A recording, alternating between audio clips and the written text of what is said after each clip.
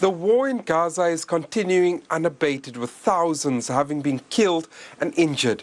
On Friday, the United Nations Human Rights Office released a report detailing what it calls the horrific reality that has unfolded for the people of Gaza and Israel since the October 7th, 2023 attacks. It's been verifying the personal details of those killed in Gaza. The report shows how civilians have borne the brunt of the attacks, including through the initial complete siege of Gaza by Israeli forces, as well as the Israeli government's continuing unlawful failures to allow, facilitate and ensure the entry of humanitarian aid, the destruction of civilian infrastructure and repeated mass displacement. The report covers a 6-month period from November 2023 to April 2024, examining the killing of civilians and breaches of international law that in many instances the world body says could amount to war crimes.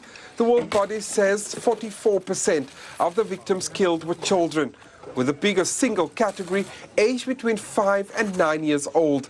The youngest victim was a 1-day-old boy. Overall, it says nearly 70% of the verified deaths are that of women and children. The authors of the report warn that if these attacks were committed with the intent to destroy an entire ethnic, racial or religious group, it may constitute genocide. But the horrors of Gaza, the UN body says, are never ending. Gaza is now a rubble-strewn landscape. Within this dystopia of destruction and devastation, those alive are left injured, displaced and starving.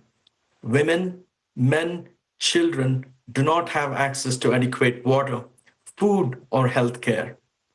People are left in cramped, unsanitary conditions, ridden with illness and disease. The High Commissioner for Human Rights, Volker Turk, has called on member states to assess arms sales or transfers to Israel and to bring it to an end. Meanwhile, Turkey, together with 52 other UN countries, have already called for a complete arms embargo on Israel as international pressure mounts to end the conflict. Israel has repeatedly said that it takes all necessary precautions to avoid harming civilians. Jody Jacobs, CGTN, New York.